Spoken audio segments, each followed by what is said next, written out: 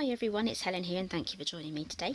So I had this beautiful card here that I've made, but before I get to that I have a small announcement to make. I've been invited to join the NitWit Collections design team, which I gratefully accepted the offer, and here are my first projects here, but I'll be getting to that in a moment. So who are NitWits? Well, basically they're a digital card and scrapbook supply company. You may have seen some of their adverts in magazines. This is a UK magazine, so this one is Simply Cards and Papercraft. So you may have seen them around.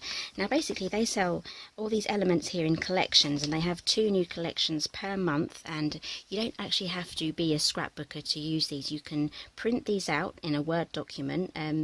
Basically it's just so easy to use. I printed these out in a Word document, and you may have seen on one of my Facebook posts earlier on this week, I actually got quite a few likes for that, so you obviously really like these flowers. So here's another example. So I've used some special paper, which I will show you that in a minute. I bought a large box full, so I'm going to be turning this into a card. It's for one of my son's friends. She'll be turning 7 soon, so I'm just getting ahead. And as you can see here, I have done some layering, some lovely decoupage there. Okay, so my plan for this card is to use this as my base wreath, so I'll fussy cut that out, and then I will cut out some individual flowers, and then I'll stick the 7 on and maybe add a couple of more embellishments, and that's it. That's my card done. And all I had to do was choose my images, print them out, and then just carry on making my card. So this collection is called Loving Life, and I think this came out last month. You can buy the individual paper packs and collections. There's about 3 or 4 different collections that you can get, or you can buy the whole collection, which will give you a saving of 20%. So definitely go for one of those collections, especially if you pretty much like everything on there. If it's just the papers you like, you can just buy the paper packs. So there's really a lot of versatility with that. Okay, so this is the Loving Life collection, and I'm going to be making another one of these. I'm redoing my craft space. I'm getting rid of all of my old furniture, and I'll be buying some brand new IKEA white furniture. I think it's mostly going to be Billy bookcases and some nice long tables, just so that I get a nice craft area. So I'm going to make another one of these.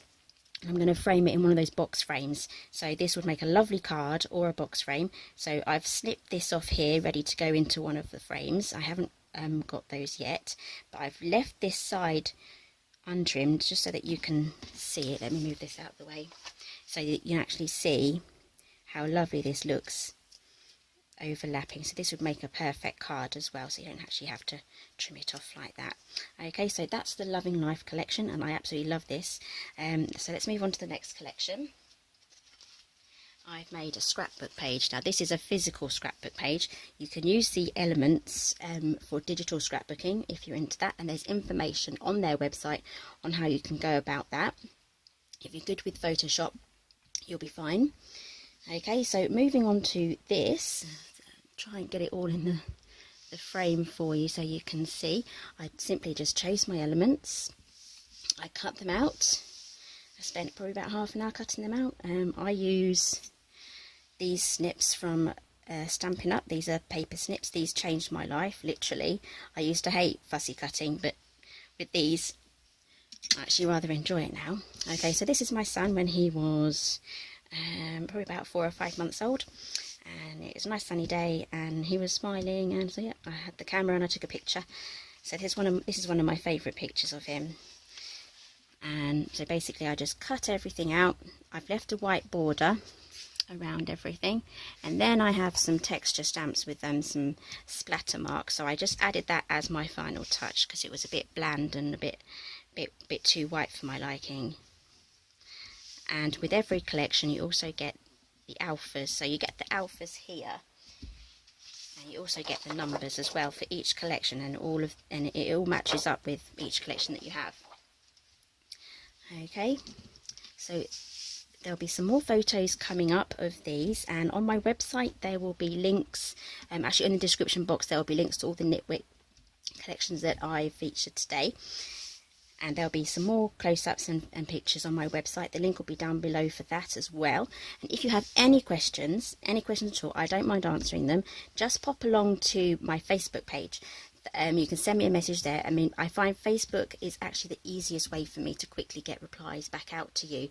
I can reply via the comments box down below in the YouTube section, but it may take me a couple of days to get back to you on that. But if you have any questions on where to get started, or if you're really interested or you're a bit worried about starting, just let me know and I'll do my best to get the answer to you. Okay, so thank you for joining me today, and I'll see you next time.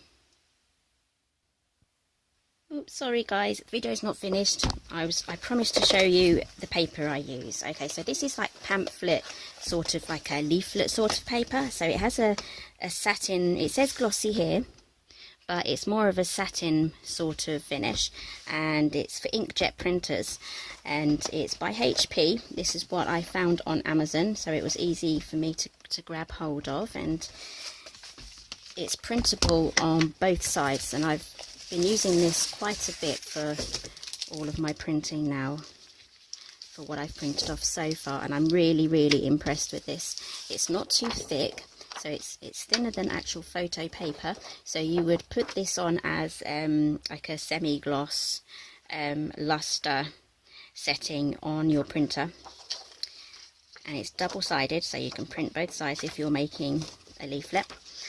Otherwise, just print out your images and it will be perfectly fine. And you can even print out your photos on here as well, so you can get all that done in one Word document, and it's all ready for you. Oops, it's all ready for you for when you want to get started.